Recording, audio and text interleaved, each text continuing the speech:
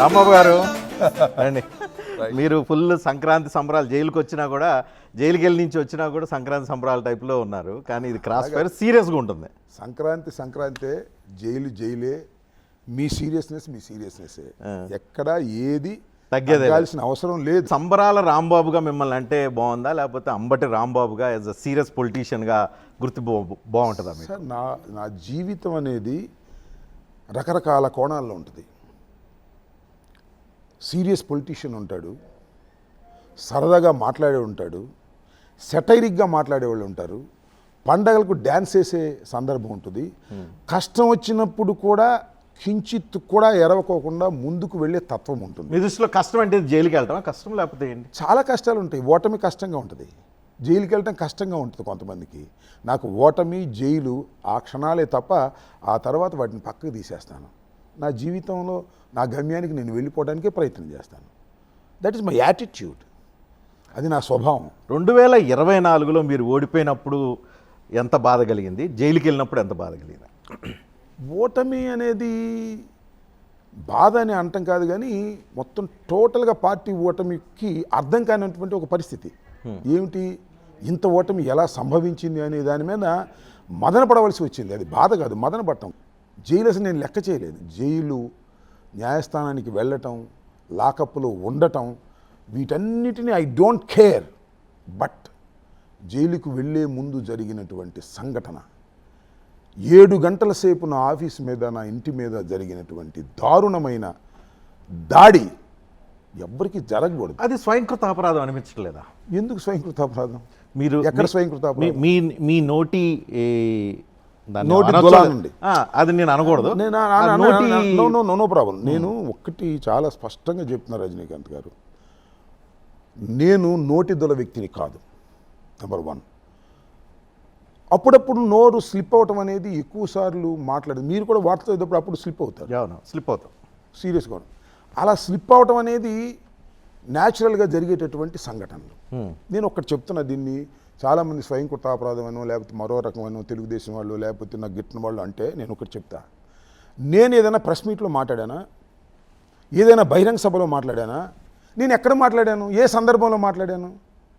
నేను కారులో వెళుతున్నప్పుడు నా మీదకి అటాక్ వచ్చి నన్ను భయంకరమైన బూతులు తిడుతున్నప్పుడు వాళ్ళలో కలిసిపోయాను నేను.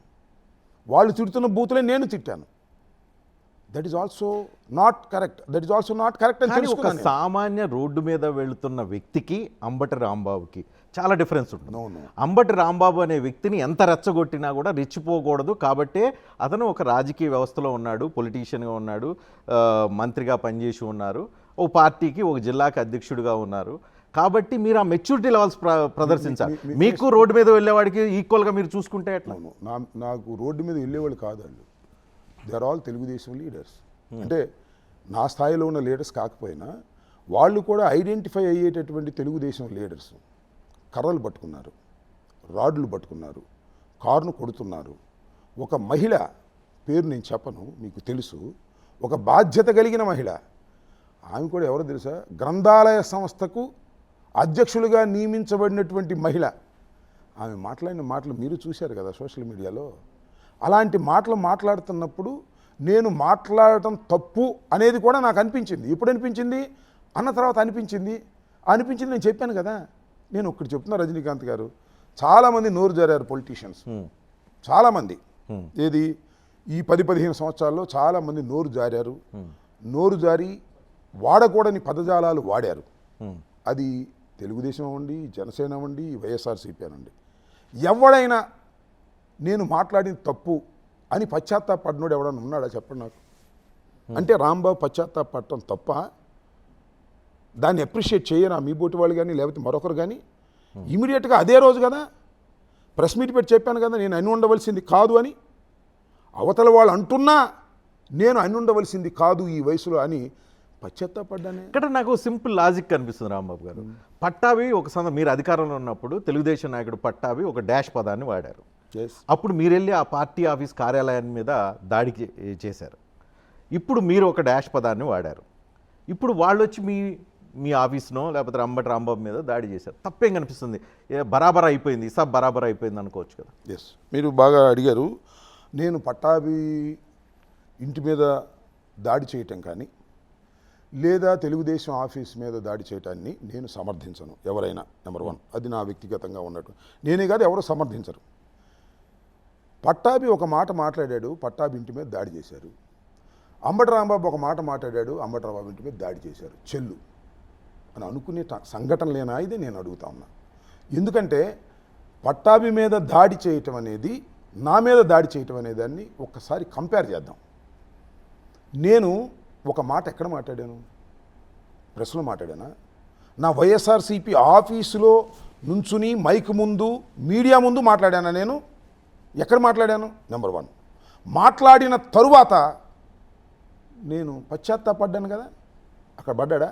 ఆయన ఎక్కడ మాట్లాడాడు? టీవీల ముందు, అన్ని టీవీలు లైవ్ వెళ్తున్నప్పుడు జగన్మోహన్ రెడ్డి గారిని తిట్టాడు, అనకూడని పదం అన్నాడు. పశ్చాత్తాపడ్డా? పడలేదు. దాడి చేశారు. ఆ దాడికి ఈ దాడికి ఏంటి సంబంధం నేను అడుగుతా ఉన్నా. ఆ దాడి స్వభావం ఏంటి, ఈ దాడి ఏ దాడైనా ఒకటే కదండి అని అనొచ్చు మీరు. కానీ విశ్లేషించుకోవాల్సినటువంటి అవసరం ఉందని నేను భావిస్తున్నా. ఎందుకంటే నేను 4:20 నిమిషాలకి నేను మాట్లాడింది తప్పు అని చెప్పా. 5 గంటలకు దాడి ప్రారంభమైంది. ఎన్ని గంటలకు ముగిసింది? ఎన్ని గంటలకు ముగిసింది సార్? 12:25 నిమిషాలకు ముగిసింది దాడి. అంటే 7 గంటల 20 నిమిషాల సేపు నా ఆఫీసు ముందు, నా ఇంటి ముందు కరాళ నృత్యం చేశారే, పెట్రోల్ బాంబులు వేశారే, కార్లు పగలగొట్టారే, ఇల్లును ధ్వంసం చేశారే, నన్ను చంపడానికి ప్రయత్నం చేశారే. ఇది అది ఒకటేనా? ఒకటైతే చెప్పండి, నాకేం అభ్యంతరం లేదు. నా పరిస్థితి ఏంటో తెలుసా మీకు? మీ ఇంటి మీద దాడి చేశారు. దాడిని ఎవరి మీద చేసినా దాడిని యాక్సెప్ట్ చేయరు. కానీ ఆ రోజుల్లో మీరు అధికారంలో ఉన్నప్పుడు తెలుగుదేశం పార్టీ కేంద్ర కార్యాలయం మీద ఒక మాబ్, కొన్ని వందల మంది వెళ్ళి అక్కడ ధ్వంసం చేశారు. సేమ్ అదే అంబటి రాంబాబు ఇంటి మీద కూడా తెలుగుదేశం పార్టీ కార్యకర్తలు దాడి చేశారు. రజనీకాంత్ గారు, మళ్ళా మీకు చెప్తున్నా, ఐఎమ్ నాట్ సపోర్టింగ్, దాన్ని తప్పు అని చెప్తున్నా నేను మీకు. అయినా మీరు అదే మాట్లాడితే నా పాయింట్ ఏంటంటే రెండింటి ఈక్వల్ గా చూడొద్దు అని అంటున్నారు. నేను ఒక మాట చెబుతున్నాను. సరే, ఒక మాట చేద్దాం.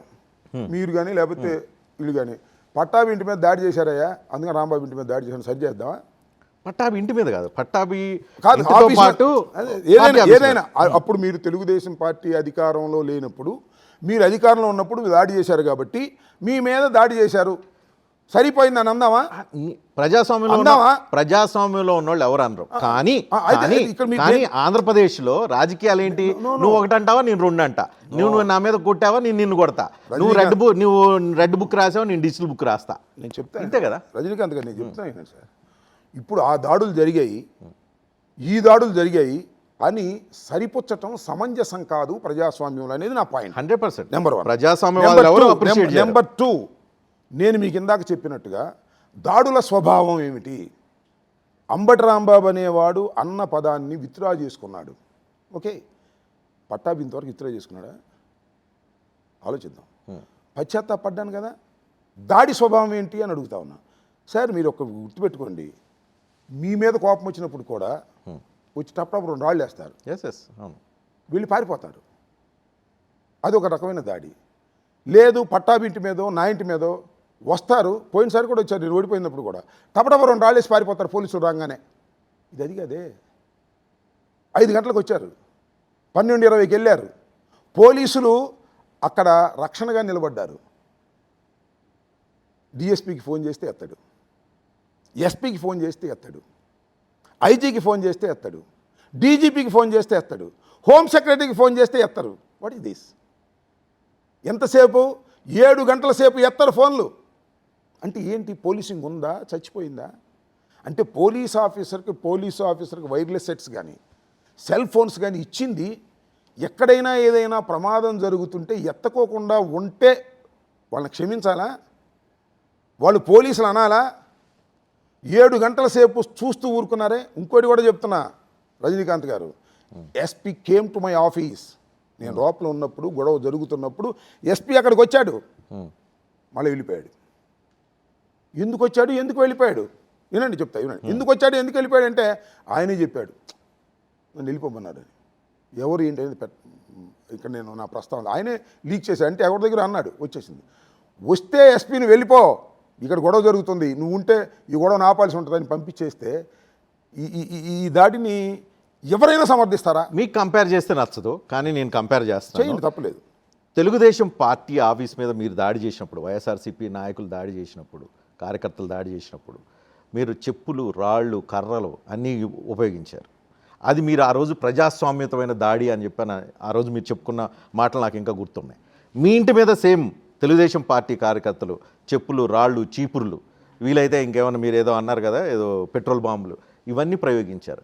నేను అంటున్నాను మళ్ళీ అగైన్, ఆంధ్రప్రదేశ్లో ప్రజాస్వామ్యం ఉందా లేదా అనేది మనం చర్చ పక్కన పెడితే, ఇసాబ్ బరాబర్ అనే ఒక చర్చ, ఒక బ్యాలెన్స్ అయింది అనే ఒక డిస్కషను ఆంధ్రప్రదేశ్ సమాజంలో, రాజకీయ సమాజంలో జరుగుతుంది. అయితే నాకు జరిగింది అన్యాయం కాదు, ప్రతీకార దాడి అని చెప్పండి, మీరు చెప్పండి, లేదా చంద్రబాబు నాయుడు గారిని చెప్పానండి, లేకపోతే జనసేన నాయకులు చెప్పానండి. రాంబాబు గారిని మా తెలుగుదేశం ఆఫీస్ మీద దాడి చేశారు కాబట్టి వారి ఇంటి మీద దాడి చేశాం, వారి కార్లు బాలుగొట్టాం, చెల్లుకు చెల్లే చెప్పండి సార్. మీరు ఇప్పుడు చెప్తుంది రోజు అదే కదా, మీరు చెప్పండి. అధికారంలోకి నెక్స్ట్ మీ వస్తాం, మీరు వస్తే మీ సంగతి దూరుస్తామని చెప్పి రోజు భయపెడుతున్నారు, ఎవరు చెప్పారు? బెదిరిస్తున్నారు, ఎవరు చెప్పారు? చేస్తున్నారు. ఇదంతా ఏంది ఇది? నన్ను మీరు కూర్చోబెట్టి అడుగుతున్నారు కదా, నేనేం మాట్లాడాను చెప్పండి. యూ కంపేర్, నేను జైలుకు వెళ్ళిన దగ్గర నుంచి వచ్చినంత వరకు నేను ఏం మాట్లాడానో, ఎక్కడ తప్పు మాట్లాడానో చెప్పండి. ఇక్కడ పోస్ట్ మార్టం చేయండి, ఐ కెన్ ఆన్సర్ దాట్. మీరు నేను పదజాలం నేను వాడను, మా దగ్గర చేయను, కానీ మీరు ఆ పదజాలం మీరు వెనక్కి తీసుకున్నా, మీరు ఫస్ట్ ఒక బల ప్రయోగం లాంటి ఒక పదజాలాన్ని ప్రదర్శించారు. ఎక్కడ వాడాను సార్ నేను పదజాలం? ఎక్కడ వాడాను? నో, మీరు కాంటెస్ట్ కూడా చాలా ఇంపార్టెంట్, గుర్తుపెట్టుకోండి. కాంటెస్ట్ని పక్కకు నెట్టకండి. కాంటెస్ట్ ఎక్కడ, ఏ సందర్భం, ఎవరున్నారు, మైక్ ఉందా, అది పబ్లిక్ మీటింగా, ఇవన్నీ కన్సిడర్ ఎక్కడ చేసినా తప్పు తప్పే. ప్రైవేట్ లో చేసినా ఆ మాటకి చాలా వాల్యూ ఉంటుంది. అది కాదు రజనీకాంత్ గారు, అసలు మీరు నా వాక్యాలని మీరు సమర్థించాల్సిన అవసరం లేదు, ఎందుకంటే నేనే సమర్థించుకోలేదు కాబట్టి. మరి దాన్ని ప్రశ్నించే ఏం లాభం? పాయింట్ అది కాదు, కదా నేను అనేస్తాను, తర్వాత వెనక్కి తీసుకుంటానంటే రాజకీయంలో కరెక్టేనా? నేను ఇంకోటి చెప్తాను, బయటకు వచ్చారు, మీరు అక్కడే ఉండండి. నేను రాజకీయంలో అనేస్తాను, వెనక్కి తీసుకుంటా అంటే కుదిరిద్దా అంటే, ఇప్పుడు వెనక్కి తీసుకున్నాను ఏమండి? అసలు వాళ్ళు ఏమడిగారు? అసలు మొట్టమొదటి ఏమడిగారు చెప్పండి? క్షమాపణ చెప్పమన్నారు. దాడి చేస్తామా లేదుగా? అంటే మీరు ఈ లక్షణాన్ని, ఈ గుణాన్ని మీరు సమర్థించకపోవటమో లేక సపోర్ట్ చేయకపోవటమో తప్పు అంట. ఏ గుణాన్ని? ఒక మాట తొందరపాటులో అని ఈ మాట అనడం తప్పు అని చెప్పడాన్ని శభాష నగపోవటం అనేది చాలా దురదృష్టకరం. కానీ మీరు అని వెనక తీసుకుని సరిపోయిందంటే ఏం చెప్పాలి? అంబటి రాంబాబు మాటకారి, చాలా తెలివిగా మాటల్ని యూజ్ చేస్తారు. ఎందుకు చెప్తాను నేను ఈ మాట? అది నా హక్కు, మీ హక్కు. మీ అక్కడ మాటల్ని ఎలా ట్విస్ట్ చేస్తారు అని అంటే, ట్విస్ట్ అంత తప్పండి. తెలివిగా మాట్లాడతాను, ఎదుటివాడు నొప్పి తగలకుండా మాట్లాడతాను, సెటైరిక్గా మాట్లాడతాను. That is my talent, that is my హక్కు. బూతులు తిట్టి కూడా బూతులు తిట్టారు అంటాడు అంటే ఇంకేం చెప్పాను నేను? మీ టాలెంట్ని ఎక్కడ ఎలా ప్రదర్శిస్తున్నారు అని అంటే నేను ఎగ్జాంపుల్ చెప్తాను. మీకు ఇంటెన్షన్ లేదనే దాన్ని మీరు పోస్ట్ మార్టం చేయమన్నారు కాబట్టి నేను చేస్తాను. మీరు జైలు నుంచి బయటకు వచ్చిన తర్వాత ఒక కులాన్ని ప్రస్తావిస్తూ పలానా సిఐ ఇలా ఛార్జ్షీట్లో రాశాడని చెప్పి పర్టికులర్గా కులం పేరును ప్రస్తావించు నేను అన్నానా అని చెప్పి మీరు డ్రామాటిక్గా మీరు అన్న మాటలు ఏవైతే ఉన్నాయో ఇవన్నీ మీకు మీ వెనక ఇంటెన్షన్ అర్థం కావట్లేదు. తప్పు డ్రామాటిక్గా అనడం కాదు, ఇప్పుడు కూడా అంట. నన్ను కోర్టులో ప్రవేశపెట్టినప్పుడు ఛార్జ్షీట్లో ఆ సిఐ రాసినటువంటి పదజాలం ఏమిటి అంటే మీరు కూడా వినాలి, TV9 ప్రేక్షకులు కూడా వినాలి. నేను ఏమన్నానని చెప్పారు? కమ్మ నా కొడకల్లారా, కమ్మోళ్ళు ఎవరు ఉంటే చెప్పండి, చంపేస్తా ఇక్కడ, ఒరే కమ్మ నా కొడక చంద్రబాబు రా అని నేను అన్నాను రాశారండి. Is it fact? మీరు నమ్ముతారా? చూసేవాళ్ళు నమ్ముతారా? నేను అప్పుడు కాదు ఎప్పుడైనా అన్నాను ఈ పదాలని.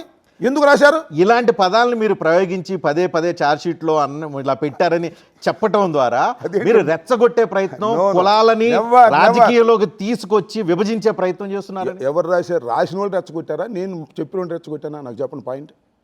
ఆ ఛార్జ్షీట్లో రాసి కోర్టులో సబ్మిట్ చేసి నా బెయిల్ ఆర్గ్యుమెంట్ అప్పుడు కులాలను అంబటి రాంబాబు రెచ్చగొడుతున్నాడని ఆర్గ్యుమెంట్ చెప్పినోళ్ళు రెచ్చగొట్టారా, దానిలో ఉన్న విషయాలను జైలు నుంచి బయటకు వచ్చిన తర్వాత చెప్పడం రెచ్చగొట్టడమా?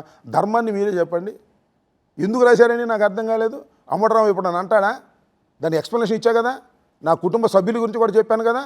నేను అంటా నా కులాన్ని బట్టి ఇప్పుడైనా అన్నాను, ఇవాళ కాదు. నా రాజకీయం 1989లో ప్రారంభమైంది ఇప్పుడు దాకా. ఎప్పుడైనా కులాన్ని బట్టి తిట్టానా? ఒక్కసారి చెప్పండి నాకు. ఎందుకు రాశారు దానిలో? అంటే నేను అమాయకుడేనా, లేకపోతే నేను ఏం చేయలేనా, ప్రభుత్వం మీ చేతిలో ఉందనా? ఎందుకు రాశారు? రాసి మొత్తం కమ్మాసం రెచ్చగొట్టారు. నా ఇంటి మీదకి వచ్చింది ఎవరండి చెప్పండి పేర్లు? నాన్ కమ్మ ఎవరైనా ఉన్నారా?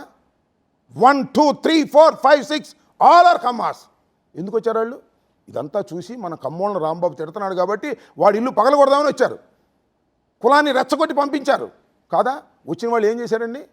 నా భార్యని నా పిల్లల్ని కులం పేరు పెట్టి తిట్టారు. తిట్టిన వాడికి బాధ్యత ఉందో లేదో నాకు తెలియదు.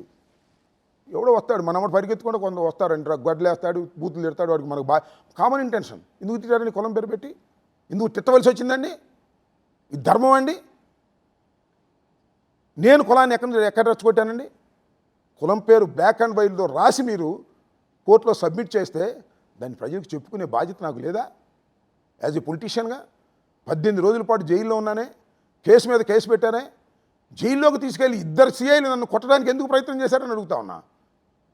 నేను చేతగాని వాడినా, తెలివి తక్కువ వాడినా, ప్రజాబలం లేని వాడినా, 40% ఓటు బ్యాంక్ ఉన్నటువంటి పార్టీలో పుట్టిన వాడిని, పెరిగిన వాడిని నన్ను తీసుకెళ్ళి కొట్టడానికి ప్రయత్నం చేస్తారండి ఈ సమాజంలో?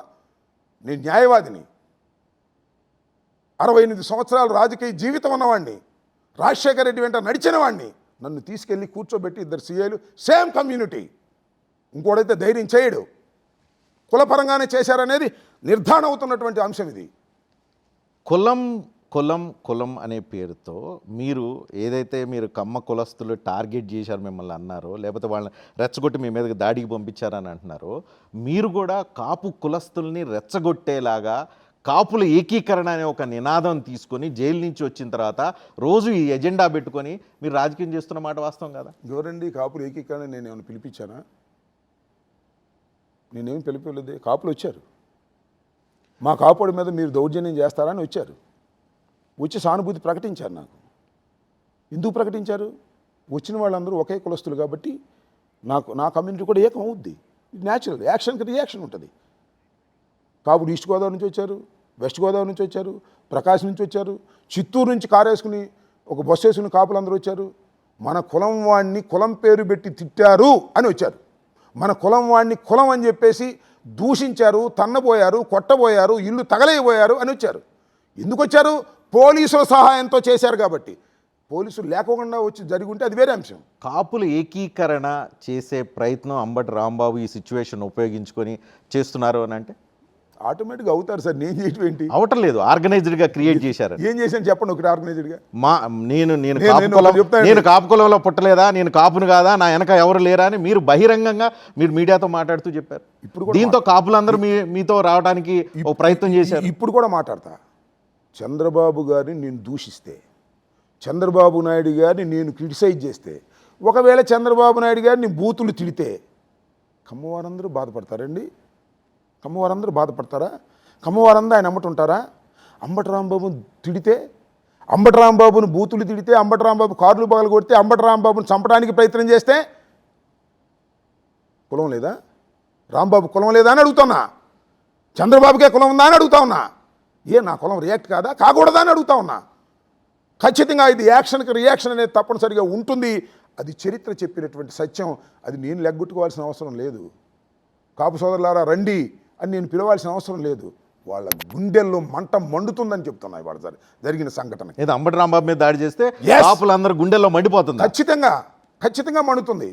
కాపు నాయకులందరూ యాత్ర పెట్టడం, కాపు మీరు జైలు నుంచి పెద్ద ర్యాలీగా గుంటూరు రావటం, తర్వాత కాపులు సంబంధించిన ముఖ్యులందరూ మీ ఇంటి దగ్గరికి రోజువారీ పరామర్శలు రావటం, ఇవన్నీ వచ్చిన వాళ్ళంతా మళ్ళీ మీరు కాపు టైగర్ బిడ్డ అని మీ కూతుర్ని ఇట్లా రకరకాల మీకు కీర్తి కిరీటాలు కట్టబెట్టడం, ఇవన్నీ చూస్తుంటే కాపు లీడర్గా అంబటి రాంబాబుని ఎమర్జీ చేసే ఒక ప్రయత్నం మీ పార్టీ నుంచి ఆర్గనైజ్డ్గా జరుగుతుందని ఎందుకు అనుకోకూడదు? ఎమర్జీ చేసేది ఏంటండి? I'm a leader. ఆమె కాపు. ఇప్పటి వరకు అంబటి రాంబాబు కాపులుకి ఛాంపియన్ కాదు, కానీ ఇప్పుడు ఛాంపియన్షిప్ ఇవ్వడం కోసం ఒక బ్రాండింగ్ జరిగిందని. ఆ బ్రాండింగ్ చేసింది వీళ్ళే, తెలుగుదేశం వాళ్ళే. తెలుగుదేశం చౌదరీస్ అందరూ చేశారు నన్ను ఆ బ్రాండింగ్. నేను ఇంకోటి కూడా చెప్తున్నా, ముద్రగడ పద్మనాభంకి ఇబ్బంది వచ్చిన రోజున ఇదే హైయత్తులో హైదరాబాద్లో కాపు నాయకుల్ని సమావేశపరిచింది అంబటి రాంబాబు, బొత్స సత్యనారాయణ, దాసరి నారాయణరావు గారు, చిరంజీవి గారు, ఇలా అందరినీ పోగేశాం ఆ రోజున. ఎందుకు? ఆ కులానికి ఇబ్బంది జరుగుతుంది అని. ఇవాళ కూడా అంతే కదా, ముద్రగడ పద్మనాభానికి అన్యాయం జరిగింది, ముద్రగడ పద్మనాభాన్ని వేధిస్తున్నారు కాబట్టి మేము ఏకమవుతామని మేమందరం అయ్యాం. ఇవాళ అంబటి రాంబాబును కూడా వేధిస్తున్నారు, అంబటి రాంబాబును చంపడానికి ప్రయత్నం చేశారు, అంబటి రాంబాబు పెళ్ళాం బిడ్డలను తరిమి కొట్టారు అన్నప్పుడు కాపులు ఏకం కారండి? ఏకం కాకూడదండి? ఖచ్చితంగా అవుతారు. ఇవాళ అయ్యింది చాలా తక్కువ, రాబోయే కాలంలో ఇంకా అవుతారు. కానీ కాపులు ఏకమయ్యారా, లేకపోతే వైసీపీ కాపులు అందరూ ఒక దగ్గర చేరారా? మీ time will decide sir. YCP కాపులు ఇప్పుడు ఏకంగా ఉంటారు. ఒకే పార్టీ 40% ఉన్న ఓట్ బ్యాంక్ మాకు అలాగే ఉంది. ఎదురు పార్టీలో ఉన్న కాపులు, తెలుగుదేశంలో ఉన్న కాపులు కూడా ఇది అన్యాయం అని తెలుగుదేశంలోనే కంట వినిపించారు. జనసేనలో ఉన్న కాపులు కూడా ఇది అన్యాయం అని చెప్పారు. రజనీ అనే ఒక అడ్వకేట్, జనసేన సంబంధించిన అడ్వకేట్, జనసేన నుంచి బయటకు వచ్చి ఇది అన్యాయం అని చెప్పింది. ఆమె పేరే జనసేన రజనీ అనేవాళ్ళు. ఆమె వచ్చి బయటకు వచ్చి, కానీ ముద్రగడ నుంచి పవన్ కళ్యాణ్ ఆ పార్టీ మొత్తం కాపులందరూ ఆ పార్టీ వెనకాల పవన్ కళ్యాణ్ వెనకాల ఉన్నారు అనుకున్నారు. వాళ్ళందరినీ కాదని అంబటి రాంబాబుని వైపు వీళ్ళందరూ వచ్చే అవకాశం నిజంగా ఉందా? తప్పు జరిగినప్పుడు, అన్యాయం జరిగినప్పుడు మానవుడి స్వభావం ఏంటంటే ఖండిస్తాడు. అంబటి రాంబాబు జరిగినా, రజనీకాంత్కి జరిగినా తప్పు ఖండిస్తారు. ఒక కులపరం దాడిని మరో కులం కాసుకుంటుంది. ఇది యాక్షన్ అండ్ రియాక్షన్. వాళ్ళు తెలుగుదేశంలో ఉన్నారా, జనసేనలో ఉన్నారా, that is a different matter. అవన్నీ కూడా పోతాయి, పక్కకు పోతాయి. బొత్స సత్యనారాయణ కంటే పెద్ద కాప మీరు, కన్నబాబు కంటే పెద్ద కాప, తోట త్రిమూర్తుల కంటే పెద్ద కాప, ఇంకా చాలా మంది లిస్ట్ ఉన్నట్టు. వీళ్ళందరికంటే మీరు పెద్ద కాపు అవుతారా? వీళ్ళందరికన్నా నేను పెద్ద కాపును కానే కాదు. కాకపోతే నా మీద దాడి జరిగింది కాబట్టి నా మీద సింపతి వస్తుంది. వాళ్ళ మీద దాడి జరిగినా కూడా అట్టాకి సింపతి వస్తుంది. అంబటి రాంబాబు నోటి చలవ వల్ల అంటే నేను దోలాలేను చలవ వల్ల జరిగిన తప్పులన్నింటినీ కాపు కులం మొత్తం ఎందుకు ఓన్ చేసుకోవాలి? నో అంబటి రాంబాబుకు అసలు నోటి దోలే లేదు, గుర్తుపెట్టుకోండి. వాడిగలిగినటువంటి నోరుంది, వాడతాడు. దోలంటే ఏది పడితే అది మాట్లాడతాం. నేను ఇప్పుడు ఏది పడితే అది మాట్లాడలేదు, మీరు చూడండి. ఇప్పుడు మాట్లాడితే దాన్ని సమర్థించుకునే ప్రయత్నం చేస్తాను. నాకు ఎవరో ఇంకొక ఆయన కూడా అన్నాడు, నీ రెడ్ బుక్ నా కుక్క కూడా లెక్క చేయదంటే అది నోటి దొల కాదా అని. అది నోటి దొల కాదు, it is a political statement. ఇప్పటికీ చెప్తున్నా, లోకేష్ రాసిన రెడ్ బుక్ నా కుక్కలు కూడా లెక్క చేయమని చెప్పా. ఆ రోజుని చెప్తున్నా. ఇలాంటి ఇలాంటి ప్రాబ్లమ్స్ అన్ని ఇంటి మీదకి దాడులు తెచ్చుకుంటున్నారు, జైలుకు పోతున్నారు. అసలు దాని గురించి జడిచే ప్రశ్న. నేను ఒక మాట చెబుతాను సార్, నువ్వు రెడ్ బుక్ రాసి వాడిని లోపల పెడతానంటే నీ రెడ్ బుక్ నా కుక్క కూడా లెక్క చేయదంటే తప్ప? చెప్పండి నాకు, మీరు చెప్పండి. ఆ డైలాగ్కి ప్రతి డైలాగ్ చేయటం, పొలిటికల్ డైలాగ్ చేయటం, పౌరుషాన్ని చూపించడం తప్ప? పారిపోవాలా? రెడ్ బుక్ చూసి మేము గడగడ వణిగిపోవాలా? జైల్లో పెట్టి కింద కూర్చోబెట్టి మా కాళ్ళు పగాలు ఇస్తే గడగడ వణిగిపోవాలా? ప్యాస్ పోసుకోవాలా? మేము సచ్చే బతికేయండి. రెడ్ బుక్ లేదు, మరొక బుక్ లేదు, ఏ బుక్కునైనా వ్యతిరేకిస్తాం, చట్ట ప్రకారంగా ముందుకు వెళ్తా ఉంటాం తప్ప. సేమ్ రివర్స్ మిమ్మల్ని క్వశ్చన్ అడుగుతాం. మీరు డిజిటల్ బుక్ అని చెప్పి ఇప్పుడు జిల్లా వారీగా ఏదో బుక్ రాస్తున్నారు, బుక్ పెడుతున్నారు, మీరు బుక్ చూసి వణికిపోవాలా? తెలియదు. ఎవడు వణిపోమన్నాడు? పోమాకమన్నాడు, ధైర్యంగా ఉండమన్నాడు. ఇవి కదన్నాడు. డిజిటల్ బుక్ మేము రాసుకుంటున్నాం. మా నాయకుడు చెప్పాడు, ఎవరైతే తప్పు చేశారో అందరూ రాసుకోండి, అధికారంలోకి వచ్చిన తర్వాత వాటన్నింటినీ కూడా చట్ట ప్రకారంగా, మీరు గుర్తుపెట్టు, చట్ట ప్రకారంగా వాళ్ళ మీద యాక్షన్ తీసుకుంటామని చెప్పాము. వీళ్ళు చట్ట ప్రకారంగానే తీసుకున్నారా? చట్టమే కదా, చట్ట ప్రకారమే కదా మీరు లోపల వేసింది. సెక్షన్ ప్రకారమే కదా లోపల 18 రోజుల పాటు మిమ్మల్ని ఉంచింది. రజనీకాంత్ గారు నాకు తెలియగలుగుతాను, 5 గంటలకు ప్రారంభమైనటువంటి దాడి 12-25 నిమిషాల వరకు కొనసాగితే ఏ పోలీస్ ఆఫీసరు ఫోన్ ఎత్తకపోవటం చట్టబద్ధమైన సమాజంలో ఉన్నామా, ఎక్కడైనా ఉన్నామా? నెంబర్ 1. 2, 7 గంటల సేపు తెలుగుదేశం పార్టీకి సంబంధించిన రౌడీలనండి, గ్యాంగ్ అనండి, నాయకులనండి అక్కడ విధ్వంసం చేస్తుంటే చుట్టూరా పోలీసులు చిత్రాన్ని చూసినట్టు చూస్తాం అనేది చట్టబద్ధంగా జరిగిందంటారా? ఈ 2 చట్టబద్ధంగా జరిగిందంటే శభాష్, ఈ చట్టాన్ని మెచ్చుకున్నాం, ఈ పరిపాలన మెచ్చుకున్నాం, మాకు ఏ విధమైన అభ్యంతరం లేదు. అంబటి రాంబాబు గారు, మీరు 7 గంటల పాటు మీ ఇంటి మీద దాడి జరిగినప్పుడు లోపల మీ ముఖ చిత్రం ఏంటి? It is a very confusion.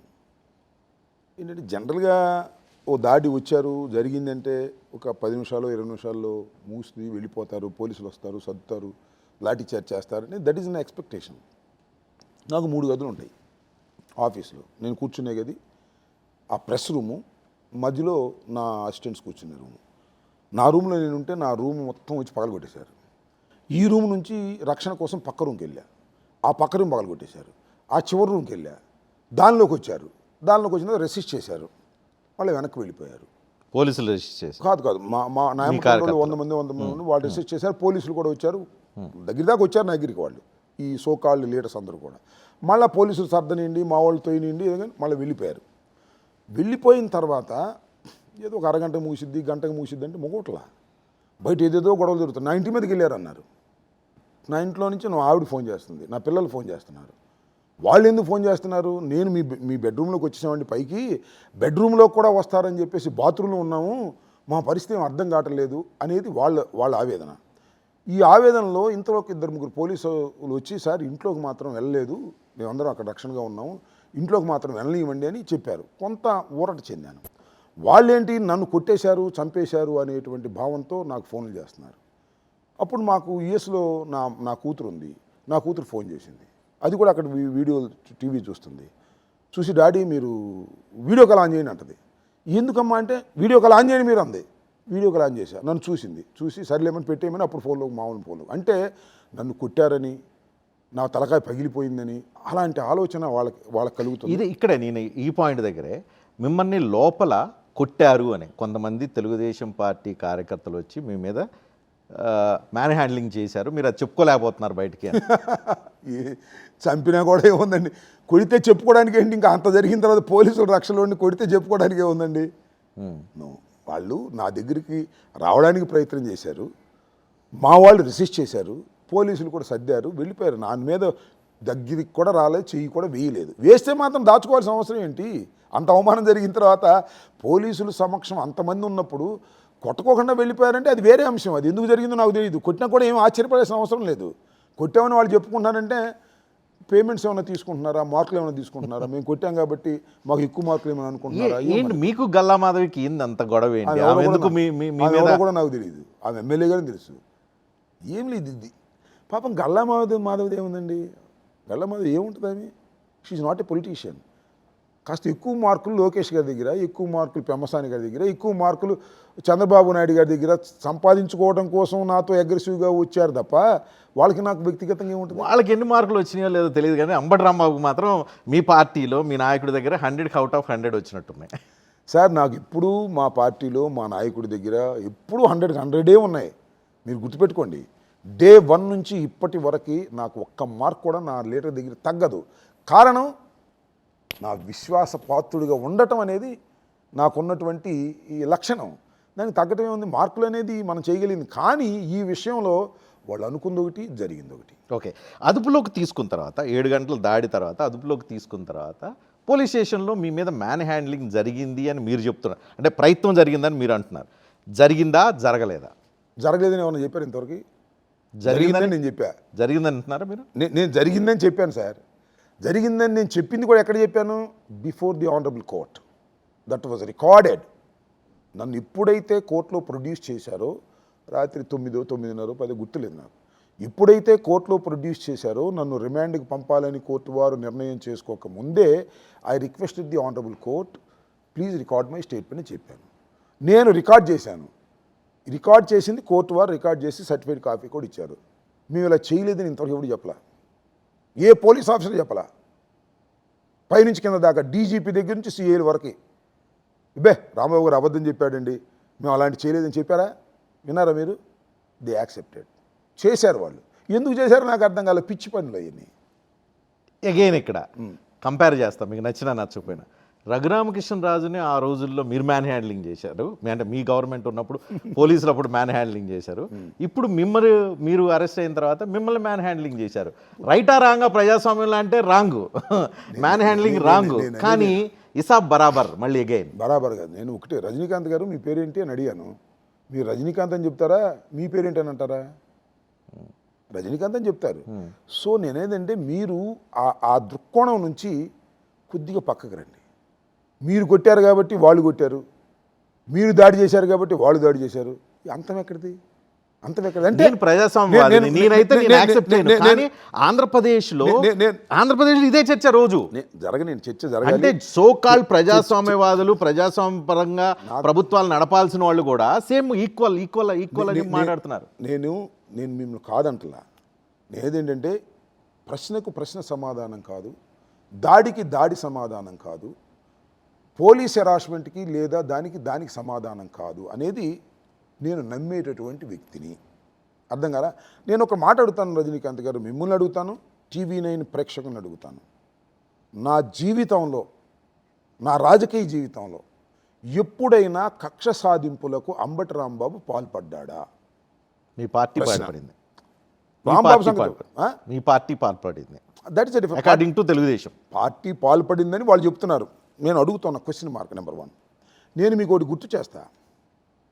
2014లో Kodela Sivaprasad గారు గెలిచిన తర్వాత నేను ఎంపీటీసీ మెంబర్ని తీసుకువెళుతున్నప్పుడు నా మీద దాడి జరిగింది. నా కార్లు మొత్తం పగలగొట్టారు. ఎంపీటీసీ మెంబర్ లాక్కుని వెళ్ళిపోయారు. ఆయన గెలిచాడు ఎంపీటీసీ సభ్యుని తీసుకెళ్ళి.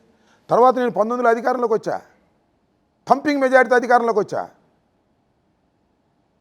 నేను ఇప్పుడైనా అక్కడ కక్ష సాధించుకోవడానికి ప్రయత్నం చేశానా? చేయలే. దట్ ఈజ్ మై యాటిట్యూడ్, నా ఇంటెన్షన్, నా తత్వం అది. దానికి ప్రతిఫలం ఆయన అనుభవించాడు, ఓటమి పాలయ్యాడు. తర్వాత ఆయన ఆత్మహత్య చేసుకోవాల్సిన పరిస్థితి ఏర్పడింది. చేసుకునేలాగా పురికొల్పిన పరిస్థితులు మీరు క్రియేట్ చేశారు. కోడెల శివప్రసాద్ లాంటి వ్యక్తి, ఎందుకంటే కోడెల శివప్రసాద్ నాకు నేను చదువుకునే దగ్గర నుంచి తెలుసు, చాలా ధైర్యవంతుడు, చాలా ధైర్యవంతుడు, ఎన్నో ఆటుపోటులు ఎదుర్కొన్నటువంటి వ్యక్తి. దానిలో ఏ విధమైన సందేహం లేదు. అతను నా శత్రువర్గంలో ఉంటే అలాంటి వ్యక్తిని సైతం నిర్వీర్యం చేసి ఆత్మహత్యకు పురికొల్పేలాగా చేసిన అని చంద్రబాబు నాయుడు గారు మా మీద బురదలేడు, కానీ ఆయనే దానికి కారణం. మీరు జైల్లో 18 రోజులు ఉన్నారు. చాలామంది చెప్పేది ఏంటంటే, చాలామంది జైలుకి వెళ్ళి వచ్చిన వాళ్ళు చెప్పేది, జైలు జీవితం గడిపిన తర్వాత మనిషిలో ఒక పరివర్తన వస్తుంది అని అంటారు. మీలో ఏమైనా పరివర్తన వచ్చిందా? 18 డేస్లో మీకు ఏమైనా జ్ఞానోదయం ఏమైనా అయిందా? నాకు తీవ్రమైన జ్ఞానోదయం అయింది, తీవ్రమైన పరివర్తన వచ్చింది. ఎట్టి పరిస్థితుల్లోనూ ఈ కూటమి ప్రభుత్వాన్ని కూల్చేంత వరకు విశ్రమించకూడదు అనేటువంటి పరివర్తన వచ్చింది. ఇంత దుర్మార్గమైన ప్రభుత్వాన్ని ఈ రాష్ట్ర ప్రజలు భరించలేరు అనేటువంటి పరివర్తన వచ్చింది. ఎక్కడ పరివర్తన లేకుండా రాదు, ఖచ్చితంగా పరివర్తన వచ్చింది. 18 రోజుల పాటు రాజమండ్రి సెంట్రల్ జైల్లో ఉన్న తర్వాత ఇలాంటి పరివర్తనలు వచ్చాయి. మరింత కసి. నేను వచ్చిన రోజునే ఒక మాట చెప్పా, ఇది కేంద్ర కారాగారం కాదు, ఇది నాకు పట్టుదలకు శిక్షణా కేంద్రం అయింది అని చెప్పా. అది మీరు చెప్పేది ఎట్లా ఉంది? పరివర్తనలాగా అనిపించట్లా, పగ పెంచుకున్నట్టు అనిపిస్తుంది. అదేంటండి పరివర్తనే కదా. ప్రభుత్వాన్ని ప్రజాస్వామ్య పద్ధతుల్లో కూల్చడం కోసం పట్టుదల పెరిగి నేను ఇలా మాట్లాడటం తప్పు, నేను ఇలా ఉండటం తప్పు, నేను ఇలా ఎదురు వ్యక్తులను రెచ్చగొట్టకూడదు, ఇలా కులాలను రెచ్చగొట్టకూడదు, ఇలా ఒక ప్రజాస్వామ్యమైన రాజకీయాలు చేయాలి, డెమోక్రసీని మనం నిలబెట్టాలి, ఇలాంటి వ్యక్తిత్వ ఇలాంటి పరివర్తన వస్తే ఏం చేయాలంటే సాధువుల్లాగా బతకాలి, లేదా ఏదన్నా మత ప్రబోధకులాగా బతకాలి తప్ప రాజకీయాల్లో ఉండలేము. ఆంధ్ర రాజకీయాల్లో ఇప్పుడు చంద్రబాబు నాయుడు గారు ఎన్ని బూతులు మాట్లాడాడండి? ఇప్పుడు నాకు క్షమాపణ చెప్పాడా? మరి పవన్ కళ్యాణ్ గారు ఎన్ని బూతులు మాట్లాడండి? ఇప్పుడు నా పశ్చాత్తాపడ్డాడు చెప్పండి నాకు. అంటే పశ్చాత్తాపడటం వాళ్ళకి అగౌరవంగా భావించారు. నేను అగౌరవంగా భావించలా. మీకు చాలా సందర్భాల్లో చెప్పాను నేను ప్రెస్ మీట్లో కూడా. పవన్ కళ్యాణ్ గారు ఏమన్నాడు సార్? వైసీపీ ఎమ్మెల్యే నా కొడకల్లారా అని చెప్పులు పైకి తీశాడు. ఎక్కడండి అది? ఇక్కడ రోడ్డు మీద కాదే, వాళ్ళ ఆఫీసులో మీడియా సమక్షంలో మొత్తం టోటల్గా లీడర్స్ అందరూ కూర్చున్నప్పుడు మైక్లో మాట్లాడితే దేశంలో ఉన్నటువంటి అన్ని ఛానల్స్ చూపించినాయి. ఎప్పుడన్నా పశ్చాత్తాపడ్డాడండి? ఎప్పుడన్నా? నేను పశ్చాత్తాపడితే తప్ప? పశ్చాత్తాపడితే దాడి చేస్తారా? పశ్చాత్తాపడితే 18 రోజులు జైల్లో పెడతారా? ఏమండి, నా భార్య పిల్లల్ని తరిమి కొడతారా? అరే పశ్చాత్తాపానికి మించిన ప్రాయచిత్తం లేదని కదా పెద్దలు చెప్తారు. అలాంటి పశ్చాత్తాపడ్డవాడిని కూడా మీరు క్షమించడం అంటే మీ రాజకీయ కక్ష. మీ రాజకీయ కక్ష ఇంతతో పోద్దా? మన తిరిగి రాదా? ఈ ప్రెసిడెంట్ ఎంత ప్రమాదకరమైంది. ఇప్పుడు అంబటి రాంబాబు నెక్స్ట్ మీరు వచ్చి నాకు చూపిస్తారా? నేను చూపించేది ఏంటండి? నేను ఎవరిని ఆఫ్టర్ ఆల్ చూపించడానికి? నేను అలాంటి వ్యక్తిని కాదు, ఇంతకు ముందే మీకు మనవి చేసుకున్నాను. అవును, మరి ఎవరు? అంటే మీ పార్టీ చూపిస్తుందా, మీ నాయకుడు చూపిస్తారా? ప్రెసిడెంట్ ఒకటి ప్రారంభమైన తర్వాత అంటే దీన్ని ఎవరు డిసైడ్ చేసేది? ఎవరు కంట్రోల్ మీరు పార్టీ నాయకులు, మీరు పార్టీ విధి విధానాలను ప్రవర్తన నియమావళిని డిసైడ్ చేయాల్సినంత మీరు క్రూషియల్ నాయకులు మీరే ఎంతకింత చూస్తారు, ఇంతటితో ఆగిపోద్దా, నెక్స్ట్ మీరు రామా, ఇవన్నీ ఏంటి బెదిరించడం అంటే? ఇది నథింగ్ బట్ మీరు కూడా కంటిన్యూ చేయాలని ఉద్దేశం కదా. నో మీరు రాంగ్ వెళ్తున్నారు. నేను అనేది ఏంటంటే, ఒకటి ఆర్గనైజ్డ్ కొన్ని ఉంటాయి, అనార్గనైజ్డ్గా స్పాంటేనియస్గా కొన్ని ఉంటాయి. నాది స్పాంటేనియస్ కాదంటాను, ఇట్ ఈస్ అన్ ఆర్గనైజ్డ్ అంటాను. స్పాంటేనియస్గా వచ్చేదని ఎవడు ఆపలేడు. It is not organised. ఏదో ఒక సంఘటన జరిగింది, టక్కన వచ్చేస్తారు, కొట్టేస్తారు, వెళ్ళిపోతారు. దాని స్వభావం అది. ఆర్గనైజ్డ్ ఎలా ఉంటుంది? పోలీసులు ఉంటారు, నాయకులు ఉంటారు, పట్టణంలో ఉన్న అందరూ ఉంటారు, పెట్రోల్ బాంబులు వస్తాయి, కర్రలు వస్తాయి, గంటల తరబడి ఉంటారు. దట్ ఈస్ ఆర్గనైజ్డ్ అంటాను నేను. దాన్ని మీరు చూడగలగాలి. నేను చెప్పేది ఏంటంటే, నేను భయపడేది ఏంటంటే, ఒక ప్రజాస్వామ్యవాదిగా, ఒక శాంతిని కోరుకునే వాదిగా నేను భయపడేది ఏంటంటే, రేపు నా మాట కూడా వినకపోతే, ఇన్ మీదకి వచ్చి కొట్టినప్పుడు ఏం చేసావు అని అంటే ఏం జరిగిందో తెలియదు కదా. ఒకసారి అధికారం మా చేతిలో. మీరు నాయకులు ఎవరు? మీరు కింద ఉన్న వాళ్ళని కంట్రోల్ చేసుకోలేకపోతే మీరు నాయకులు ఎట్లా అవుతారు? నాయకత్వ పట్టిమ ఎట్లా ఉంటుంది? నేను అనేది, నేను కంట్రోల్ చేయకూడదని కాదు, కంట్రోల్ చేయవలసినటువంటి బాధ్యత మాకున్నది. కంట్రోల్ చేయాలి. ఎంతవరకు చేయాలి? అసలు మనకు తెలుసుద్దా, తెలీదా, ఎక్కడుంటాము? ఇలాంటి ప్రెసిడెంట్స్ వల్ల వచ్చేటటువంటి ప్రమాదాల గురించి భయపడుతున్నాను, బాధపడుతున్నాను. కోడి ముందా గుడ్డు ముందా అనే ఒక చర్చ ఎప్పుడో ఉంది. అలానే మీరు రెచ్చగొట్టేది మీరు, దానికి రెచ్చిపోయే వాళ్ళు ఇంకొంతమంది అనేది ఉంటుంది. ఎక్కడ రెచ్చగొడుతున్నావు సార్? మీరు రోజు పవన్ కళ్యాణ్ పోక్ చేస్తుంటారు, చంద్రబాబు నాయుడు పోక్ చేస్తుంటారు, లోకేష్ ర్యాగింగ్ చేస్తూ ఉంటారు. ఇదంతా చేసేదంతా రోజు మీరే కదా. ఈ ర్యాగింగ్లు ఇవన్నీ చేసి చేసి చేసి లోకేష్ నా గురించి మాట్లాడలేదు ఎప్పుడు. గంట అరగంట అని మాట్లాడి ర్యాగింగ్ అతను చేయొచ్చా? అతనికి హక్కు ఉందా? మేము మాట్లాడకూడదా? పొలిటికల్ సార్, పొలిటికల్గా అనేక బాణాలు వేసుకుంటాం, అనేక రకాలుగా మాట్లాడతాం. అది అంతవరకే పరిమితం వాళ్ళు తప్ప వచ్చి జనం మీద పడి జనాన్ని కొట్టి మాట్లాడుకుందాం, తిట్టుకుందాం, కొట్టుకోవద్దు అంటారు. తిట్టుకోవటం తప్పు అంటాను. తిట్టుకోవటం తప్పు. ఎవరు తిట్టుకున్నారు? తిట్టుకోవటం కాదు, పొలిటికల్ డైలాగులు ఉంటాయి. పైగా మాకు వచ్చిన ప్రాబ్లం ఏంటంటే టీవీలు ఎక్కువైపోయినాయి. అందువల్ల మా ప్రాబ్లం లేదు, యూట్యూబ్లో ఎక్కువైనాయి. ఇప్పుడు మీరు కూడా ఏది యూట్యూబ్, మీరు వైఫై లాగా మీ చుట్టూ కెమెరాలు పెట్టుకొని రోజు YouTube content, social media content ఇవ్వడం కోసం ప్రయత్నం చేస్తున్నారు. దానివల్లే ఇవన్నీ గొడవలన్నీ కూడా వచ్చింది. దానివల్లే అని చెప్పి నేను ఒక చిన్న యూట్యూబ్ పెట్టుకున్నాను, నా అభిప్రాయాలు చెప్తున్నాను. దానివల్ల ఇంత కథలు వచ్చినాయి. అదేమన్నా దానివల్ల ఏమన్నా జలసేం కాదు, కానీ ఇలా రోజు ఏదో ఒకటి మాట్లాడే ప్రాసెస్లో కొంతమంది రెచ్చిపోతున్నారు, రెచ్చిపోయి మీ మీద దాడి దాకా వచ్చిందని. వస్తే వచ్చిందని ఐ డోంట్ కేర్. నేను అనేది ఏంటంటే, నాకేం వ్యాపారాలు లేవు, నాకు రాజకీయమే సర్వం, కాబట్టి అన్నీ చేస్తుంటాను. కానీ ఒకటి చెప్పండి, ఇప్పుడు ఒక నానుడు ఉంది, జైలుకి వెళ్ళి వచ్చిన వాళ్ళు గ్యారంటీకి సీఎం అవుతారని. మీకు ఆ ఛాన్స్ ఉన్నట్టు లేదు? నాకు ఆ ఛాన్స్ లేదు, నాకు కోరిక లేదు. కోరిక కాదు, వెళ్ళి వచ్చిన వాళ్ళందరూ ఏదో రకంగా సీఎంలు అవుతున్నారు. మీ పార్టీలో అవకాశం లేదు కదా. అంటే మీరు ఆ జైలుకి వెళ్ళి వచ్చిన వాళ్ళు సీఎం అవ్వాలని ఆ ప్రెసిడెంట్ని. అలా కాదు, మా పార్టీలో చాలామంది జైలుకి వెళ్ళి వచ్చారు. అంటే ఎన్ని రాష్ట్రాలు కావాలి సీఎంలు కావాలంటే? So that is not correct. ఆ రేంజ్లో ఉన్నవాళ్ళు ఇప్పుడు తెలుగుదేశంలో కూడా చాలామంది, మరి అచ్చెన్నాయుడు జైలుకి వెళ్ళి వచ్చాడు, ఆయన సీఎం అవుతాడా? ఇవన్నీ ఊరినే అదొక నానుడిగా పెట్టుకుంటారు, జరుగుతుంది. కానీ నాకు సీఎం అవ్వాలని కోరిక లేదు, అలాంటి ఛాన్సు లేదు, అలాంటి ఆశ లేదు. కానీ ఆంధ్రప్రదేశ్లో ఈ కులాల కుంపట్లు అనేది నిరంతరం ఇట్లా రగులుతూనే ఉంటుందా? ఎక్కడో దగ్గర ఎవరొకళ్ళు ఎండ్ పెట్టాల్సిన అవసరాన్ని ఒక ప్రముఖ కులస్తుడుగా, కులానికి సంబంధించిన ఆ కుటుంబంలో పుట్టిన వ్యక్తిగా, కులంలో పుట్టిన వ్యక్తిగా మీకు ఎప్పుడైనా అనిపిస్తుందా? సార్, కులాల మధ్యన ఘర్షణ ఎవరు కోరుకోరు సార్. కోరుకోవాల్సిన అవసరం కూడా లేదు ప్రజాస్వామ్యంలో. ముఖ్యంగా నా బోటివాడు అసలు కోరుకోడు. అన్ని కులాలు సమానంగా ఉండాలని కోరుకుంటాం. అయితే నా కులానికి అన్యాయం జరిగినప్పుడు నేను పక్క కులానికి ఇబ్బంది లేకుండా ఉండేందుకు నేను ప్రయత్నం చేసి నా కులానికి హెల్ప్ చేసుకుంటాను. ఇదేంటి సార్ నాకు అర్థం కాలేదు. నేను ఇందాక మళ్ళీ చెప్తున్నా మీకు, నాకు ఎందుకు రాయాలి సార్ ఆ రిపోర్ట్లో? ఆ మాటలు ఎందుకు రాయాలి సార్? ప్రభుత్వం దానికి బాధ్యత చంద్రబాబు వహించడా? సీఏ రాసేస్తాడా? కంప్లైంట్ ఇచ్చి రాసేస్తాడా? దానికి ముందుకు చాలా గ్రౌండ్ ఉంది కదా. ఉండొచ్చు. మీరు అంత కమ్మగా ఉందని చెప్పి మీరు స్టేట్మెంట్లు ఇస్తారు, ఇప్పుడు కాపు కాస్తున్నాం అని చెప్పి స్టేట్మెంట్ ఇస్తారు. ఆఫ్టర్ దాట్ మీరు పొరపాటు పడుతున్నారు. ఇది నేను జైలు నుంచి వచ్చిన తర్వాత నేను కోట్ చేశాను. ఏం కోట్ చేశాను నేను చెప్పలేదే. ఎవరు మన జమ్మలమడుగు ఎమ్మెల్యే గారి పేరేంటి? బీజేపీ ఆదినారాయణ రెడ్డి గారు చెప్పాడు. ఏమని? గజ్జల మల్లారెడ్డి గారిని ఎన్టీ రామారావు గారి టైంలో ప్రభుత్వం ఎలా ఉందంటే కమ్మగా ఉంది అని చెప్పాడు. ఇప్పుడు కూడా అట్టాగా ఉందా? కమ్మగా ఉందని చెప్పాడు ఆయన. బహిరంగ దాన్ని మళ్ళీ కానీ ఇప్పుడు నాకు అర్థం కాని పాయింట్ ఏంటంటే మీరే చెప్తారు మీ కుటుంబంలో మీ అల్లుళ్ళని కమ్మ కులస్తులను తెచ్చుకున్నారు, మళ్ళీ ఆ కులం మీద ఎందుకు మీరు ఎంతగా విరుచుకుపడుతుంటారు? ఎవరు విరుచుకుపడ్డారండి? It is only reaction. అంటే మీ మాటలు చూస్తుంటే ఆ కులం మీద మీకు ద్వేషం ఉందేమో అని ఒక ఫీలింగ్ కలుగుతుంది కొంతమంది. ద్వేషం ఉంటే అల్లుళ్ళు ఊరుకుంటారండి. అదే అర్థం కాదు, అల్లుళ్ళు తెచ్చుకొని అల్లుళ్ళని చూసి ద్వేషం తెచ్చుకుంటున్నారా లేకపోతే ఏంటో అర్థం కాదు. ఇక్కడ అన్నెసరిగా అన్యాయంగా నన్ను ఆ కమ్యూనిటీ మీదకి వచ్చినప్పుడు రక్షణ కోసం చేసే ప్రయత్నం తప్ప నేనేం చేయను సార్. నేను ఇవాళ నా కమ్యూనిటీలో నేను కమ్యూనిటీని తిట్టాను చాలామంది, వాళ్ళందరూ కూడా వాళ్ళ రాంబాబు గారి మీదకి వెళ్ళటం అన్యాయం అని చెప్పేసి మాట్లాడుతున్నారు. మా కమ్యూనిటీ వాళ్ళే. ఎందుకు ఇది వాళ్ళు తెచ్చుకున్నారు, అది నేనేం చేయను.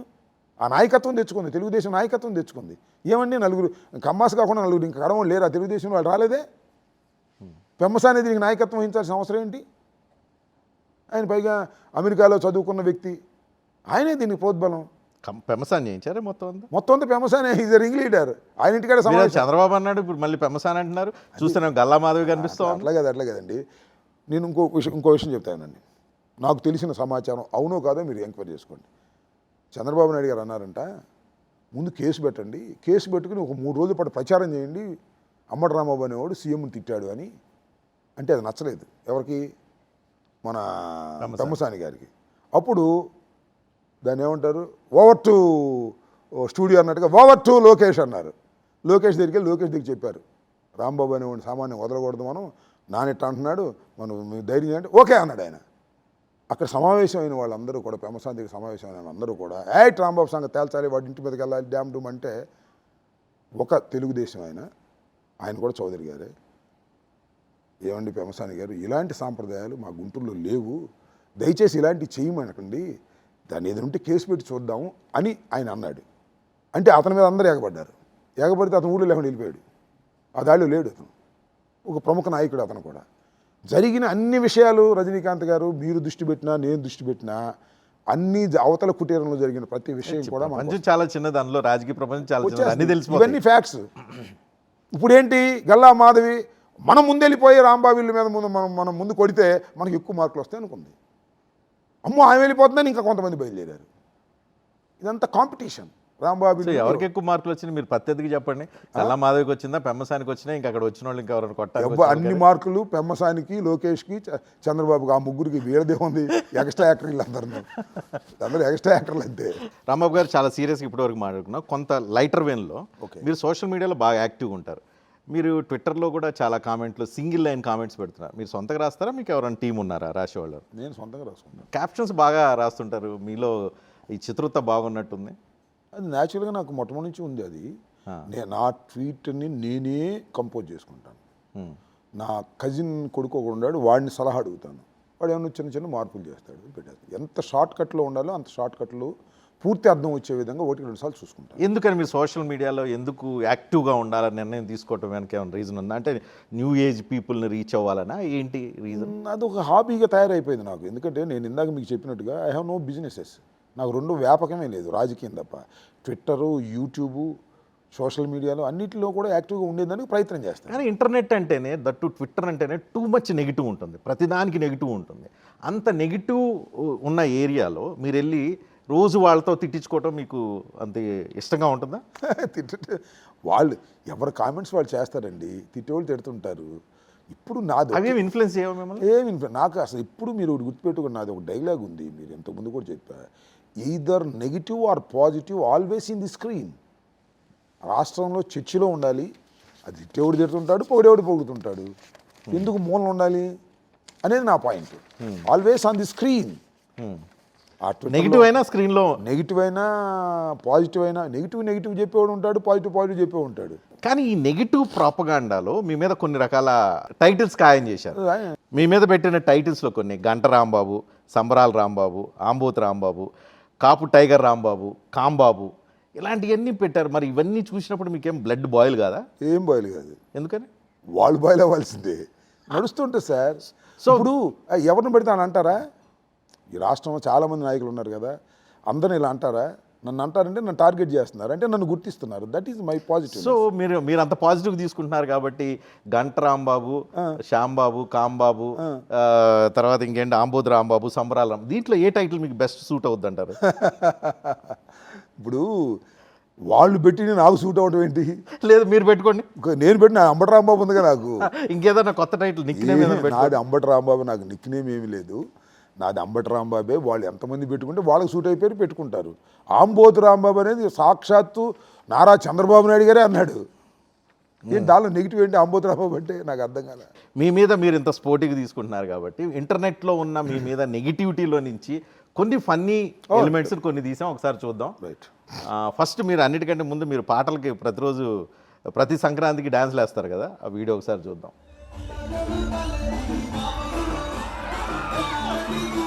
అంటే ఇది ఎందుకు ఇంటెన్షనల్గా ఏమైనా మొదలుపెట్టారా, అలా అనుకోకుండా మొదలుపెట్టారా? ఇది బాగా క్లిక్ అయింది కదా, ఒక 3-4 సంవత్సరాల క్రితం మొదలెట్టినట్టున్నారు సంక్రాంతికి.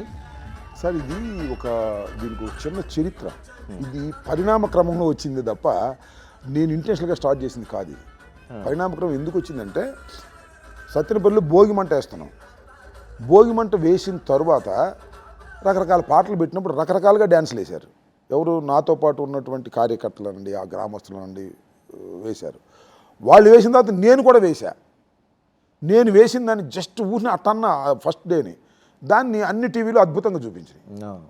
నేనే ఫస్ట్ చూసిన తర్వాత రిథము అన్నీ బాగున్నాయి అని చెప్పి అని చాలా కామెంట్స్ వచ్చినాయి. అరుణ్ కుమార్ నాకు ఫోన్ చేసి, నా ఫ్రెండ్ ఫోన్ చేశాడు, రాంబాబులో పెద్ద కళాకారుడు ఉన్నాడని చెప్పాడు, నేను అప్పుడు చూశాను, బలి డ్యాన్స్ చేసావా అని. ఫస్ట్ ఊరినే అట్ట ఊపి అంతే. ఆ తర్వాత నెక్స్ట్ ఇయర్ ఏం చేశాను, ఓకే మనం ఇంకా డ్యాన్స్ చేయాలి, ఒకసారి అప్లాజ్ వచ్చింది, మళ్ళీ డ్యాన్స్ చేద్దాం అనుకున్నా. డ్యాన్స్ వేసే సమయంలో పవన్ కళ్యాణ్ గారు ఒక సినిమాలో యాక్ట్ చేశాడు, ఇది బ్రో. దానిలో శ్యాంబాబు అని పేరు పెట్టి సేమ్ నా డ్రెస్ వేసి అతని చేత డ్యాన్స్ వేయించి వ్యంగ్యంగా మాట్లాడాడు. శభాష్, దొరికాడు రా అనుకున్నా. రీచ్ అయ్యారు. కాదు, నాకు దొరికాడు. దొరికితే నేను ఒక పాటే రాంచా. నన్ను సంబరాల రాంబాబు అన్నాడు. ఎవరు? పవన్ కళ్యాణ్ వచ్చి, ఇక్కడ ఒక రాంబాబు ఉంటాడు, ఆ సంబరాల రాంబాబు అన్నాడు. ఎస్, నేను సంబరాల రాంబాబుని డ్యాన్స్ చేశాను. పాట రాసి మొత్తం సంబరాల రాంబాబుని నేనని చెప్పి పాట బ్రాండింగ్ చేసుకున్నాం. ఏముంది ఇప్పుడు దానిలో? సంబరాల రాంబాబు తప్పే ఉంది? సంబరాలు చేసేవాడు సంబరాల రాంబాబు, ఒక ఆనంద తాండవం తప్ప అది. కానీ మీరు ఆల్రెడీ గతంలో సినిమాలు నటించారో రాశారో సంథింగ్ ఏదో ఉన్నట్టు, 1-2 సినిమాల్లో అట్లా కనపడతాను. సో ఆ టాలెంట్ అంతా ఇక్కడికి వచ్చినట్టు. టాలెంట్ అసలు టాలెంట్ అనేది ఒరిజినల్గా ఉంటుంది. మనం నాకు కొంత నాటక రంగ పరిచయం చదువుకునేటప్పుడు సినిమాల ప్రభావం మన మీద ఉంటుంది. కొద్దిగా అందరికన్నా కొద్దిగా బాగా నటించే స్వభావం కూడా, అందరికంటే మీరు సినిమా యాక్టర్లతో పాటు నేను కాదు, మా పొలిటీషియన్స్లో కొద్దిగా బాగా నటించే. నేను రాజకీయాలు కూడా నటిస్తుంటారా ఏంటి కొంపదీసి? మీ బొట్టోళ్ళు అంటారు రాజకీయాలే నటిస్తారంటారు. చంద్రబాబు నటించినట్టుగా ఎవరు నటించరు కాబట్టి ఆయనదే ఫస్ట్ మార్క్, అందరూ నటించిన, అది వేరే విషయం. నేను మీ గురించి అడుగుతున్నా, మీరు రాజకీయాల్లో కూడా నటిస్తున్నారా లేకపోతే రాజకీయాల్లో చంద్రబాబును మించిన వాడు నటన ఎవడోళ్ళ కాటలు, అది వేరే విషయం. ఓకే, మీ డ్యాన్స్కి ఫిదా అయిన కొంతమంది ఇంటర్నెట్ ఎవరైతే వాళ్ళు ఉన్నారో, ఇంటర్నెట్లో యాక్టివ్గా ఉన్నవాళ్ళు, వాళ్ళు కొన్ని కామెంట్లు చేశారు. మీరు చూసే అవకాశం తక్కువ ఉంటుంది అనుకున్నా, కాబట్టి ఈ సందర్భంగా చూద్దాం ఒకసారి. రాష్ట్ర ప్రజలందరికీ సంక్రాంతి శుభాకాంక్షలు అని చెప్పి మీరు పెట్టారు. ఆ తర్వాత డ్యాన్స్ వీడియో వేసినట్టున్నారు. ప్రతి ఇంటికి గంగిరెద్దు వచ్చినట్టు సంక్రాంతి రోజు నువ్వు కూడా డ్యాన్స్ కిట్స్తో భలే వస్తావు బాబాయ్, భోగి శుభాకాంక్షలు. మంచిదేగా, ఏముంది. ఇంకోటి నెక్స్ట్, 4 సినిమాలు చేసుకుంటే ఆదాయం కూడా ఉంటుంది కదా, ఎందుకు రాజకీయాలని? ఏమన్నా ఈ సలహాని ఏమైనా పాటించే అవకాశం ఉందా? ఏమన్నా ఆయన పెట్టుబడి పెడితే చేద్దాం, ఏముంది. ఎవరన్నా ఆఫర్ ఏమైనా తీసుకొని రావచ్చు అంటారా? Cinema offer? సినిమాలో నటించడం అనేది సమయం వస్తే నటిస్తాం, ఏముంది దానిలో. అంటే ఎవరైనా మీ ఇంటర్వ్యూ చూసేవాళ్ళు, ఎవరైనా ప్రొడ్యూసర్లు ఉత్సాహవంతులు వస్తే మీ దగ్గర ఏమైనా కథ తీసుకుని ఆఫర్, ఈ మధ్య కొంచెం గ్లామర్ కూడా మెయింటైన్ చేస్తున్నట్టు. గ్లామర్ క్వశ్చన్ కాదు, మన వయసుకు తగ్గ పాత్రలు మనకు ఉంటాయి, చేస్తే తప్పే ఉంది అంటున్నాను నేను. ఏంటంటే ఇప్పుడు తెలంగాణలో మల్లారెడ్డి ఉన్నాడు, ఆ మల్లారెడ్డి ఈజ్ ఇంటర్నెట్ సెన్సేషన్. ఆయనకు కూడా సినిమా ఆఫర్లు చాలా వచ్చినాయి. ఆఫర్లు కూడా కాకపోతే విలన్ క్యారెక్టర్లు వచ్చినాయి నేనేనంటున్నా అంట. మీకు కూడా అట్లా సినిమా ఆఫర్లు ఎవరైనా తీసుకొస్తే ఓన్లీ హీరోనా, క్యారెక్టర్ ఆర్టిస్టా, విలన్ అయినా రానియండి, ఏముంది, ట్రై చేయొచ్చు. ఇప్పుడు పబ్లిక్ లైఫ్లో ఉన్నాం, సినిమా రంగం కూడా చాలా పాపులరు, పొలిటికల్ రంగం కూడా ఒక పాపులరు. సినిమా రంగం నుంచి పొలిటికల్ రంగంలోకి వచ్చిన వాళ్ళు చాలామంది ఉన్నారు. మనం కూడా ఏదైనా అవకాశం ఉంటే పొలిటికల్ రంగం నుంచి సినిమా రంగం వెళ్ళి మళ్ళీ వద్దాం, ఏముంది. ప్రొడ్యూసర్లు ఎవరంటే సీరియస్గా ఆలోచించమని అయితే చెప్పొచ్చు. మీకు ప్రత్యర్థిగా ఉండి మిమ్మల్ని మొన్న మీ మీద అటాక్ చేసిన దాంట్లో కీలక పాత్ర పోషించిన మీరుండే నియోజకవర్గ ఎమ్మెల్యే గల్లా మాధవి ఒక కొత్త ఆలోచన విధానంతో వచ్చారు. ఒకసారి ఆలోచన విధానం విందాం. అధ్యక్ష, ఇటీవల మా నియోజకవర్గానికి మాజీ మంత్రులు అదేవిధంగా నాయకులు విచ్చేసి తమకు తాము పులులుగా సింహాలుగా స్వయం ప్రకటితం చేసుకొని వెళ్ళిన సందర్భాలు చూస్తుంటే నిజంగా మనకు అమరావతి రీజన్లో ఒక ప్రతిష్టాత్మకమైన జువాలజికల్ పార్క్ అవసరమైందని నాకు అనిపించి మీ ద్వారా అంటే వాళ్ళని పెట్టమంటారా ఏంటి? సైన్స్ అండ్ టెక్నాలజీ అటవీ శాఖ మంత్రివర్యులు డిప్యూటీ సీఎం అయిన పవన్ కళ్యాణ్ గారిని అభ్యర్థిస్తున్నాను అధ్యక్ష. అంటే గుంటూరులో పుల్లు సింహాలు ఎక్కువైపోయినాయి కదా, చూపెట్టమని అడుగుతుంది క్లుప్తంగా చెప్పాలంటే. మొన్న ఎవరో ఒక లేడీ మాట్లాడుతుందండి, మా మాధవి అది లేడీ సింహం అని మాట్లాడుతుంది. మాట్లాడుతుంటారు, మరి ఆమెను కూడా పెట్టాల్సి ఉంటుంది దానిలో. కానీ రాజకీయాల్లో ఈ మేము స్వయంగా మీ పార్టీ అధ్యక్షుడే అంబటి రాంబాబు ఒక టైగర్ అని అన్నాడు. ముద్రగడ పద్మనాభం వచ్చి పులి బిడ్డను చూడటానికి వచ్చాను అన్న. సో ఈ రాజకీయాలు, ఈ పులులు సింహాలు, ఈ పంచాయతీ ఏంటి నాకు అర్థం వస్తుందండి. అన్నీ మామూలు రాజకీయాలే. ఇటు ఇంకోటి టైగర్ లాగా ఉన్నాడు అంటారు, ఏముంది దానిలో తప్పేముంది? ఆ సందర్భోచితంగా వచ్చేటటువంటి మాటలు. నాకు నిజంగా రాంబాబు అన్న కాపుల్లో పుల్లాగా ఉన్నాడు అంటే ఆ పేరు ఆయన పెట్టాడు, కానీ ఇచ్చింది వీళ్ళే, దాడి చేసిన వాళ్ళే. పుల్లాగా ఎదుర్కొన్నాడు అనేది. నేను జైలుకి వెళ్ళటం కానీ ఇంకోటి కానీ ఎక్కడ నేనేమీ భయపడలేదే. నేను భయపడిందల్లా ఆ 7 hours నా కుటుంబం, నా పిల్లలు. కానీ మీ కుటుంబాన్ని రిస్క్లో పడేస్తున్నాను మీకు అనిపించట్లేదా ఇలాంటి సందర్భాలు చూసినప్పుడు? నేను పడేటువంటి జగన్మోహన్ రెడ్డి గారు 67 మందితో గెలిస్తే 21 మంది పార్టీని వదిలిపెట్టి వెళ్ళిపోయారు. అప్పుడు చాలామంది ఏమన్నారు, సార్ జగన్మోహన్ రెడ్డి గారు 21 మందిని కూడా అట్టి పెట్టుకోలేకపోయాడు. అదే కామెంట్. పారిపోయిన వాళ్ళు అనాలి. కానీ అంటే నీకు జగన్మోహన్ రెడ్డి గారి మీద కోపం ఉంటే జగన్మోహన్ రెడ్డి గారు 21 మంది ఎమ్మెల్యేలను నిలబెట్టుకోలేకపోయాడని స్టేట్మెంట్ ఇచ్చాడు ఒక ఆయన. అది కరెక్టా? లేకపోతే ఈ 21 మంది పార్టీ మార్చడం తప్పనిదా? అంటే ఇప్పుడు చెప్పాల్సింది నేను రిస్క్లో పడేయటం కాదు. ఇలా రిస్క్ చేయడానికి వచ్చేటటువంటి వాళ్ళు పనికి మాలిన వాళ్ళు, దుర్మార్గులు, అన్యాయస్తులు. ఇది తప్పు అని చెప్పాల్సిన పాఠం రావాల్సింది పోయి మీరు గట్టిగా మాట్లాడితే జగన్మోహన్ రెడ్డి గారి తరపున ఉంటే, లేదు చంద్రబాబు నాయుడు గారిని మీరు పొలిటికల్గా విమర్శిస్తే, లేదు లోకేష్ రాసిన రెడ్ బుక్కు మీరు గడగడలాడుకోకుండా నా కుక్క కూడా లెక్క చేయదంటే నీ పెళ్ళాం బిడ్డల్ని కొడతారు కాబట్టి నువ్వు భయపడి కూర్చోమంటావు. ఇది సమంజసమేనా అని అడుగుతాను. Is it correct?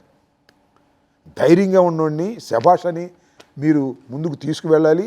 ఎవరైతే ధైర్యంగా, ధర్మంగా, న్యాయంగా పోరాడుతున్నాడో వాడికి వ్యతిరేకంగా కుట్రలు, కుతంత్రాలు, దాడులు చేస్తున్న వాళ్ళని ఖండించాలి అని నేను కోరుకుంటాను. సో మీ ధైర్యానికి వారసురాలు మీ కుమార్తె మౌనికనా? కావచ్చు. సడన్గా వెలుగులోకి వచ్చింది, బాగా ఎప్రిసియేషన్ వచ్చింది మౌనికాకి. రాజకీయ వారసురాలుగా ఇప్పటి వరకు మీరు ఎవరైనా తీసుకొద్దాం అనుకున్నారా? ఇప్పుడు తీసుకురావాల్సిన అనివార్యత వచ్చినట్ట? అనివార్యత వచ్చిందని మీరు అనుకుంటున్నారా? నేనేమన్నా ఇంకా ముసలోడిని అయిపోయిన పనికిరాని 68 కదా, 68 వైట్ హెయిర్ వచ్చింది కదా, అయితే ఇంకా చాలే, ఇంకెందుకు చాలే అనుకున్న రోజు నేను ఆలోచిస్తా. నేను చాలే అని అనుకోవటం లేదు. సో అంటే ఇప్పుడు రాజకీయాల్లో ఇదే చెప్తారు, రాజకీయాల్లో ఉన్నవాళ్ళు ఎవరు తన సొంత కొడుకుల్ని కూతుళ్ళని కూడా రానియరు అని అంటారు. అలానే మీరు కూడా మీ కుమార్తెను రాని వచ్చే ఉద్దేశంలో లేరా? రానియటం రానియకపోవడం అనే కదా, ఇంకా నేను రాజకీయాల్లో ఉండదలుచుకున్నాను, మళ్ళా పోటీ చేయదలుచుకున్నాను. అప్పుడు ఇంకా వారసత్వం అనేది. సో అప్పటి వరకు మీరు రిటైర్ అయ్యే వరకు మీ కుమార్తె రాదంటారు? అది ఎవరైనా అంతే కదా, రిటైర్ అవ్వకముందే వచ్చి ఏం చేస్తారు? సో ఇంకోటి ఫైనల్ క్వశ్చన్ చెప్పండి. ఇప్పుడు ఇంత ఓపెన్గా మాట్లాడుకోవాలంటే కాపు కమ్మ కాన్ఫ్లిక్ట్ మీ అరెస్ట్ సందర్భంగా తీవ్రంగా చర్చ జరిగింది. మీ కుటుంబంలో మీరు అన్నట్లుగా ఒక 6 ఒక కులం అయితే ఇంకో 2 3 కమ్మ కులస్తులు ఉన్నారు. మీ ఇంట్లో ఈ చర్చ ఏం రావట్లేదా? ఏంది ఈ కులాల కొట్లాట అనేది మీ ఇంట్లో డిస్టర్బెన్స్ ఏం క్రియేట్ చేయట్లేదా? ఈ అర్థం చేసుకోగలుగుతారు కదా. ఇప్పుడు నేను చాలా సిన్సియర్గా చెప్తాను సార్, నేను ఈ దాడిని నేను కులాన్ని అడ్డం పెట్టుకుని బ్రతకాలని నేను అనుకుంటున్నానా? వాళ్ళే కులాన్ని రెచ్చగొట్టారా? ఇది కదా ప్రశ్న. నేను చెప్పాను దానిలో రిమాండ్ రిపోర్ట్లో వాళ్ళే రాసి కులాన్ని రెచ్చగొట్టారని. ఇది ఎవరైనా అర్థం చేసుకుంటారు కదా, నా అల్లుళ్ళైనా అర్థం చేసుకుంటారు. అల్లుళ్ళు మామ తరపునే ఉంటారు. ధర్మం అనుకున్నప్పుడు, ధర్మం కానప్పుడు వాళ్ళు ఖండిస్తారు. నా ధర్మం అని అనుకుంటున్నారు కాబట్టి నాకు ఆ కాన్ఫ్లిక్టే రాదు. అలా కాదు, మీరు చంద్రబాబు నాయుడు రోజు తిడుతూ ఉంటే మీరు ప్రత్యర్థి కులానికి సంబంధించిన వ్యక్తిని రోజు దూషించడం కరెక్ట్ కాదని మీ ఇంట్లో మీ అల్లుళ్ళు కానీ ఎప్పుడు మీతో డిస్కస్ చేయలేదా? అదే నా పాయింట్, అదే నేను అడుగుతుంది. ఇప్పుడు చంద్రబాబుని తిడితే కమ్మారు నన్ను తిట్టినట్టేనా? అలా కాదు కదా, కాదు, నా తెలివి కూడా చెప్పండి. చంద్రబాబుని తిడితే కమ్మవారి నన్ను తిట్టినట్టు, పవన్ కళ్యాణ్ తిడితే కమ్మవారి నందరినీ కాపులందరినీ తిట్టినట్టు, అంబటి రాంబాబుని కొడితే మాత్రం కాపులను మాత్రం కొట్టినట్టు. అది కరెక్ట్ కాదేమో, కానీ మీరు ఎవరైనా ప్రొజెక్ట్ చేస్తారు కదా. తప్పు సార్. కమ్మోళ్ళందరికీ ఐకాన్ చంద్రబాబు నాయుడు, కాపులందరికీ ఐకాన్ పవన్ కళ్యాణ్ అని మీరు ప్రొజెక్ట్ చేశారు కదా ఇప్పటి వరకు. నేను చంద్రబాబు నాయుడు గారిని రాజకీయంగా దూషించడం అనేది లేదు, విమర్శించడం అనేది ఇవాళ ప్రారంభమైంది కాదు. చంద్రబాబు నాయుడు గారిని దూషిస్తేను, తెలుగుదేశాన్ని దూషిస్తేను, కమ్మ సమాజాన్ని మొత్తాన్ని దూషించినట్టుగా భావించడం అనేది వాళ్ళ అవివేకమైనటువంటి విషయం. అది ఒక కుట్రపూరితమైన విషయం. ఆ కుమరాన్ని మొత్తాన్ని చేసుకున్నారు. తప్పంట నేను. పవన్ కళ్యాణ్ గారిని తిడితే మాత్రం కాపులందరిని తిట్టేసినట్ట, నన్ను తిడితే మాత్రం కాపులు తిట్టినట్టు కాదా చెప్పండి నాకు. This is the point. So మీరు కాపులందరూ ఓన్ చేసుకోమంటారు? ఓన్ చేసుకోమని నేను అడిగితే చేసుకుంటారండి. ఆటోమేటిక్గా అలాంటి ఈ రియాక్షన్ వచ్చేస్తుంది వాళ్ళ. కానీ నెక్స్ట్ ఎలక్షన్లో కాపులు ఎటువైపు ఉంటే వాళ్ళే అధికారంలోకి వస్తారు. 2014లో అదే జరిగింది, 2019లో అదే జరిగింది, 2024లో కూడా అదే జరిగింది. ఎటువైపు ఉంటే అటువైపు అధికారంలోకి వచ్చారు. సో కాబట్టి ఇప్పుడు కాపులందరూ పవన్ కళ్యాణ్తో, తెలుగుదేశంతో నెక్స్ట్ 15 సంవత్సరాలు ఉంటారు అని ఒక బలంగా వాళ్ళు నమ్ముతున్నారు, ఉండాలని కోరుకుంటున్నారు, ఉండేలాగా చేస్తామని చెప్పి నమ్మకంగా చెప్తున్నారు. మీకు స్కోప్ ఉందంటారా ఇంకా నెక్స్ట్? నేను ఒక మాట చెప్తానండి సార్ రజనీకాంత్ గారు, మీకు చెప్తున్నా, TV9 ప్రేక్షకులందరికీ కూడా చెప్తున్నా. పవన్ కళ్యాణ్ నా పక్కన ఉంటే కాపులందరూ నా పక్కనే ఉన్నట్టు అని చంద్రబాబు నాయుడు కానీ లోకేష్ కానీ అనుకుంటున్నారు కదా. మెజారిటీ కాపులు. అది అన్ని వేళలా సాధ్యం కాదు.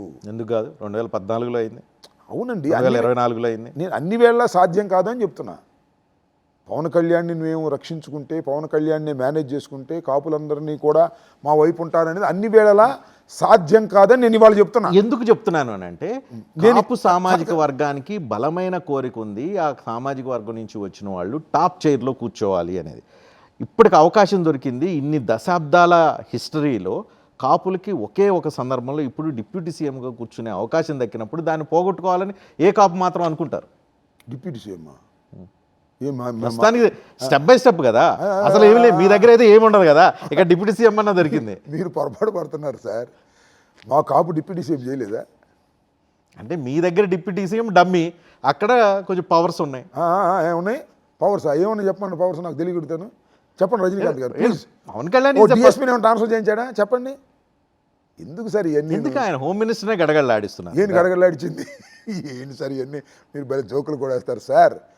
ఇవాళ డిప్యూటీ సీఎం అనేది అలంకారప్రాయమైనదే అనే విషయం మీకన్నా నాకన్నా జనసేనలో ముఖ్యులందరికీ తెలుసు. పవన్ కళ్యాణ్ గారికి కూడా తెలుసు. ఏదో చంద్రబాబు నాయుడు గారు పక్కన కూర్చోబెట్టుకోవటము, లేదా చంద్రబాబు నాయుడు గారు హెలికాప్టర్ ఇవ్వటము, చంద్రబాబు నాయుడు గారు ఏదైనా ఉంటే స్పెషల్ ఫ్లైట్ పంపించటము తప్ప ఉప ముఖ్యమంత్రిగా రావాల్సినటువంటి షేరు పవన్ కళ్యాణ్ గారికి వీళ్ళు ఇవ్వటం లేదో, వాళ్ళు తీసుకోవటం లేదో నాకు తెలియదు. అలా జరగటం లేదు. అది కేవలం ఒక ఉత్సవ విగ్రహంలాగా పెట్టుకొని కాపుల్ని కాజేయాలనేటువంటి దుర్బుద్ధితో మాత్రమే పనిచేస్తున్నారు. కాపులకి ఏ విధమైనటువంటి పోస్టింగులు కూడా ఇవ్వటం లేదు. సిఐలు, ఎస్ఐలు, డిఎస్పీలు ఎక్కడో లూప్ లైన్లో ఉండిపోయారు. ఇవన్నీ చర్చ జరుగుతుంది, జరిగిద్ది కూడా, రాబోయే కాలం మరింతగా జరిగిద్ది. ఇది వాస్తవం. పవన్ కళ్యాణ్ గారు తన సామాజిక వర్గానికి ఉప ముఖ్యమంత్రిగా ఉండి కనీసమైనటువంటి సహాయం కూడా చేయలేని నిస్సహాయ స్థితిలో ఉన్నాడనేది వాస్తవం. మీరు చర్చించుకుంటున్నారు, అది నేను కాదు, కాపులు చర్చించుకుంటున్నారు, జనసేన వాళ్ళు చర్చించుకుంటున్నారు. ఓకే, ఫైనల్ చెప్పండి. ఏంటి మీరు ఏదో సింబల్ వేసుకొని ఈ మధ్య మీరు ఎక్కడ కనిపించారు ఏంటి? నేను అంత ఇప్పుడు ఈరోజు దగ్గరగా చూశాను. ఇప్పుడు ఇది నాకు తెలిసి ఏంటి అది? జగన్మోహన్ రెడ్డి ఒకసారి క్లోజ్అప్లో జగన్మోహన్ రెడ్డి గారి ఫోటో. జగన్మోహన్ రెడ్డి ఫోటో చుట్టూ ఏదో ఉన్నాయి, చుట్టూరా నవరత్నాలు. అప్పుడు మేము నవరత్నాలు ఫెయిల్యూరు, నవరత్నాల వల్ల మీకు ఓట్లు రాలేదు, ఓడిపోయారు, మళ్ళీ నవరత్నాలు పెట్టుకుని ఎందుకు తిరుగుతున్నారు? జగన్మోహన్ రెడ్డి గారు ఫెయిల్యూరేగా. ఈ టర్మ్కి ఫెయిల్యూరే. Is my leader. ఆయన పెట్టినటువంటి పథకాలు ప్రజలకు బాగా చేరాయి. దాన్ని బ్రాండెడ్గా కమిట్మెంట్గా వేసుకోవటం నా లక్షణం. వేసుకున్నాను, ఇవాళ వేసుకుంది కాదు ఇది. అంటే అందరు గుండెల్లో మాకు మా నాయకుడు ఉన్నారంటున్నారు, మీరు గుండెలు బయట చూపిస్తున్నారు. గుండెల్లో రాజశేఖర రెడ్డి గారు ఉన్నాడు. ఓహో, గుండెల్లో రాజశేఖర రెడ్డి బయట కొడుకున్నాడు. సో ఓకే, వీళ్ళిద్దరు కాకుండా మీకు ఏపీ రాజకీయాల్లో బాగా నచ్చిన పొలిటీషియన్ ఫెయిర్గా చెప్పండి, గుండె మీద చేసుకుని చెప్పండి. వీళ్ళిద్దరు కాకుండా ఏ పార్టీ అయినా కాదు, మంచి నాయకుడు మీకు మనసుకు నచ్చేవాడు, బాగా అనిపించేవాడు, చిన్నోడు కావచ్చు పెద్దోడు కావచ్చు, ఎవరైనా. నాకు బాగా నచ్చేది ఉండవల్లి అరుణ్ కుమార్ గారు. అండ్ మీ ఫ్రెండ్ కాబట్టి చెప్తున్నారు. ఫ్రెండ్ క్వశ్చన్ కాదు, ఈజ్ వెరీ సిన్సియర్. అది కాకుండా ఇంకో పేరు చెప్పండి. మీకు ఎవరి పేరు కాదు చెప్పండి, నేను చెప్తాను.